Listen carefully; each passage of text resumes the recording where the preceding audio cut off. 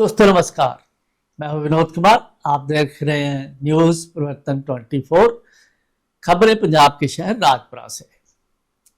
काफी दिनों बाद आपसे मुखातिब हैं। आज चर्चा करेंगे मीडिया के बारे में, जिसे कहा जाता है कि ये देश का चौथा स्तंभ, डेमोक्रेसी का चौथा स्तंभ media. Ravish Kumar ji seasoned journalist हैं, सारा दिन चिल्लाते हैं गोदी मीडिया गोदी मीडिया गोदी मीडिया, बोल बोल के उन बेचारों का गला भी बैठ जाता है। क्या वाकई गोदी मीडिया है? गोदी मीडिया की क्या डेफिनेशन है कि सत्ता में बैठे नेताओं की गोद में जाके बैठ जाना, यानी कि उनकी मर्जी से खबरें लगाना, उनकी मर्जी से खबरें ना लगाना। किसी को राज्यसभा में बर्थ मिल जाती है तो किसी को एडवर्टाइजमेंट, तो किसी को कुछ, किसी को कुछ। तो गोदी मीडिया का ये है। फिर एक आरोप लगता है, क्या मीडिया अब ब्लैकमेलर हो गया? जो मुद्दे जनता के, समाज से जुड़े हुए, सोसाइटी से जुड़े हुए, वो उठाना भूल गया। आप चारों तरफ नजर दौड़ेंगे अपने शहर में भी, तो आपको लगेगा कि हर एक नेता ने कुछ मीडिया के लोग पाले हुए हैं, यानी कि रखे हुए हैं, और उनकी मर्जी से खबरें लगती हैं, उनकी मर्जी से खबरें नहीं लगती। वो उन चंद लोगों को अपनी प्रेस कॉन्फ्रेंस या किसी भी ऐसे फंक्शन में बुलाते हैं, वही अपना इंटरव्यू देते हैं, प्रेस कॉन्फ्रेंस करते हैं, और वही का वही राग जो पीछे गुजर चुका होता है। इस पूरे जो वीडियो में, जो इसमें कॉन्फ्रेंस के दौरान किस पर्पज़ के लिए कॉन्फ्रेंस है, वो सब गुजर चुकने के बाद प्रेस कॉन्फ्रेंस में फिर से दोहराया जाता है।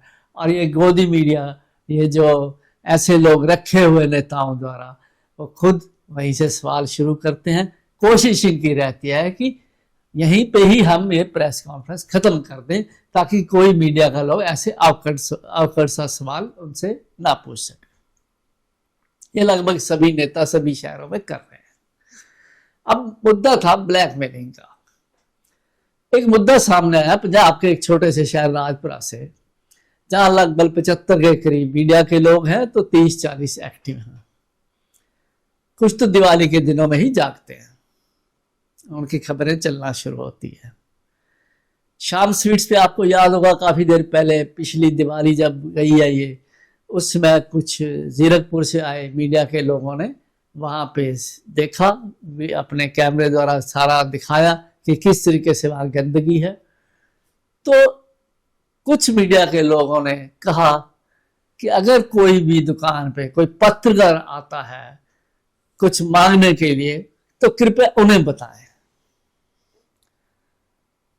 तो कहानी कुछ समझ से नहीं आई उस समय, लेकिन ये ब्लैकमेलिंग का जो मुद्दा सामने आया है, उसमें जो तालमेल कमेटी है और ऐसे मीडिया के लोग जो जब शाम स्वीट्स के टाइम पे बोले थे, वो भी खामोश हैं। 5 लोग कुल मिला के 7 थे, जैसे कि हमें कुछ जानकार सूत्र बताते हैं, हम उसकी पुष्टि नहीं कर रहे। 7 लोग जाते हैं एक फैक्ट्री में। 2 लोग कौन है ये भी स्पष्ट नहीं हो पाया, क्योंकि कुछ कहते हैं पुलिस के लोग थे, या उनकी इंट्रोडक्शन पुलिस ऑफिशियल के रूप में कराई गई, इसके बारे में जानकारी नहीं मिल सकी। 5 लोग मीडिया से, 1 बनूर से, 4 राजपुरा से। फैक्ट्री जाते हैं, ब्लैकमेल करते हैं, कुछ पैसा ऐंठ लेते हैं। जो लोग अंदर गए थे वो 2 बताए जाते हैं, या हो सकता है 3 भी हों। तो 2 लोगों की हमारे पास जो है सामने आई है बात। तो वो क्या करते हैं, जितना भी पैसा लिया जाता है अपनी जेब में अंदर ही कुछ उसमें से डाल लेते हैं। तो बाकी जो बचा वो फिर से 5 लोगों में बट जाता है। लेकिन एक मीडिया वाला जो बनूर से है, उसको एक खबर मिलती है कि ऐसा किया गया है, तो वो उसकी खबर लगा देता है उस फैक्ट्री वाले की। जो भी उन्होंने वहां पे जो भी गलत पाया, वीडियो बनाई वहां पे, वो इसके मीडिया में शेयर कर देते हैं अपने मीडिया के थ्रू, जिससे बवाल हो जाता है। क्योंकि उससे पैसे भी ऐंठ रहे तो उसकी खबर भी लगी, तो वो काफी मुद्दा बवाल खड़ा करता है। और कुछ जानकार सूत्र बताते हैं कि एमएलए राजपुरा तक ये खबर पहुंच जाती है और 4 लोग, कुछ नहीं होता उनका, 5 में एक पर पर्चा दर्ज हो जाता है, एफआईआर हो जाती है। अब ये भी हमें नहीं मालूम, समझ से बाहर है हमारी, कि सिर्फ एक पर ही एफआईआर क्यों दर्ज हुई। कल उसकी इन्वेस्टिगेशन है जिसमें उस मीडिया के पत्रकार को इन्वेस्टिगेशन को ज्वाइन करना है।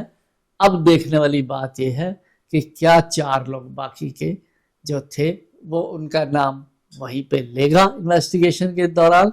अगर लेगा तो क्या एक्शन उन 4 पे होगा, ये देखने वाली बात है।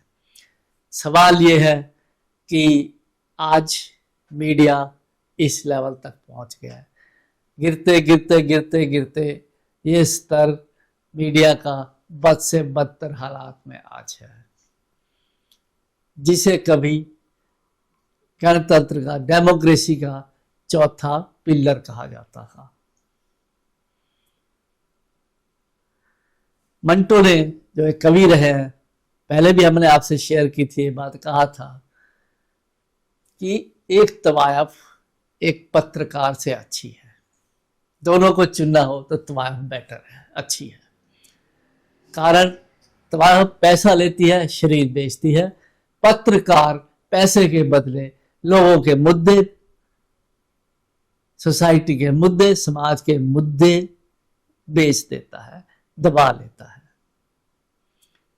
तो बढ़ते हैं अगली खबर की तरफ। आपसे कुछ दिन पहले ही हमने चर्चा की थी कि किसी व्यक्ति ने यहाँ पे एक टाइल्स उखाड़ दी, जिसका हमने मुद्दा उठाया था कि ये सरकारी खजाने को चूना है और ये गैर कानूनी काम है पहले तो, क्योंकि इसके लिए परमिशन चाहिए।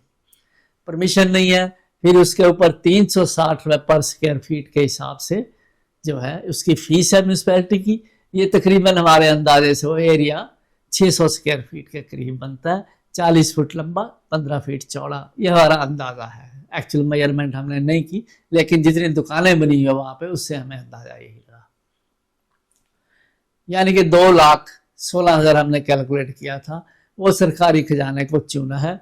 क्योंकि जो प्रधान है इसमें म्यूनसिपैलिटी के, उनके वार्ड में है ये, तो उन्होंने, जब हमने उनसे पूछा परमिशन के बारे में, फीस के बारे में, तो उन्होंने कहा हम प्रधान जी से अपने आप बात कर लेंगे। ये भी हमने आपके साथ शेयर किया था। लेकिन जब हमने प्रधान से इस मामले में बात की नगर कौंसिल के, तो उनका कहना था वो बेचारे तो परेशान थे बहुत। तो फुटपाथ है, अगर वो किसी वजह से परेशान है, लेवल लो है, तो ये नगर कौंसिल का काम है कि उसको ठीक करे। जैसे ही हमने कहा कि फिर म्यूनसिपैलिटी क्यों नहीं ठीक करती, अरे म्यूनसिपैलिटी कैसे ठीक करेगी, 50,000 का खर्चा है। अब एक प्रेसिडेंट लेवल के मुंह से, इतने जिम्मेवार ओहदे में बैठे इंसान के मुंह से ऐसे शब्द सुन के आपको कैसा लगा? म्यूनसिपैलिटी किस लिए है?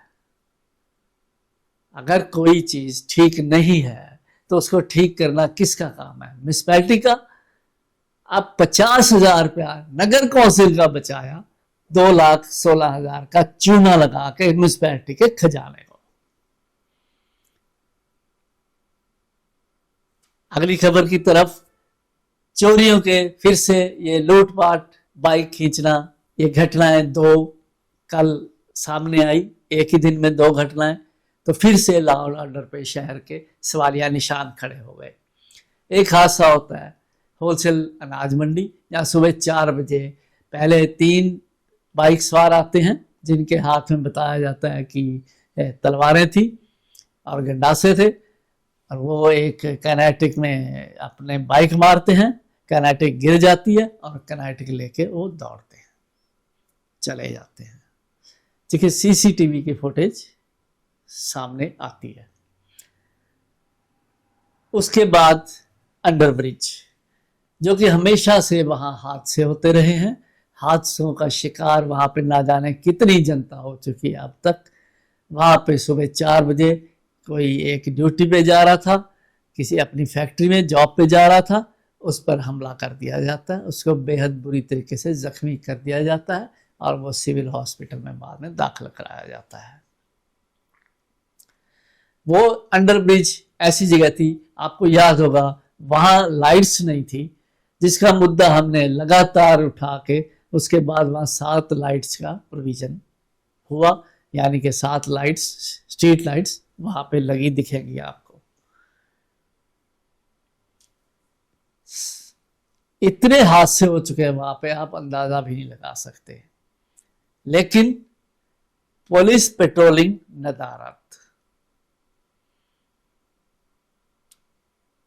पहले पुलिस पेट्रोलिंग, जबकि ऐसी जगह पे जहां इतनी वारदातें हो जाए ना होना अपने आप में कानून व्यवस्था पे क्या सवालिया निशान खड़े नहीं करता? क्या ये जंगल राज है? क्या यहां किसी का शासन नहीं है? अगर ऐसा है तो प्रशासन की वाकई ही जरूरत नहीं होती, ना पुलिस प्रशासन की, ना किसी दूसरे प्रशासन की। अगली खबर में जो आवारा जानवरों का एक खौफ फिर से शुरू हो गया। अब पिछले कई दिनों से ये देखा जा रहा है कि जानवर अब बहुत ज्यादा संख्या में सड़कों पे घूमने लगे हैं। बीते दिनों एक सड़क पे रात के टाइम बाइक सवार आ रहा था, काले रंग का एक बैल वहीं सड़क पे था, तो वो उससे जा टकराया रात के समय, क्योंकि काले रंग का था वो, उससे टकरा के उसकी बाइक और वो दोनों गिर गए एक साइड पे जाके। और फिर एक्टिव होती है म्युनिसिपैलिटी, अगले दिन से ये उन जानवरों को पकड़ने का मुहिम चलाते हैं। ये सबक सीखते हैं अपने पास्ट से, क्योंकि पहले भी कई ऐसे इंसिडेंट हो चुके हैं। आप आराम से जब राजपुरा से गुजरेंगे, पटियाला से आते हुए लोग, चंडीगढ़ से आते हुए लोग, बिल्कुल सावधानी से चलिए सड़क के बीच में। झुंड के झुंड सड़कों पे होते हैं आजकल। देखेंगे आप जब निकलेंगे यहां से, कितने ही ये जानवर सड़कों पे आराम से बैठे हैं, आराम से घूम रहे हैं। और यह मुहिम तब चलती है जब किसी ना किसी का एक्सीडेंट होता है। ऐसे ही लगता है कि ये किसी ना किसी की एक दिन जान लेके रहेंगे। तो आज के लिए खबरों का सिलसिला यहीं पे समाप्त करते हैं। मिलेंगे अगले बुलेटिन में देश विदेश की खबरों के साथ। नमस्कार।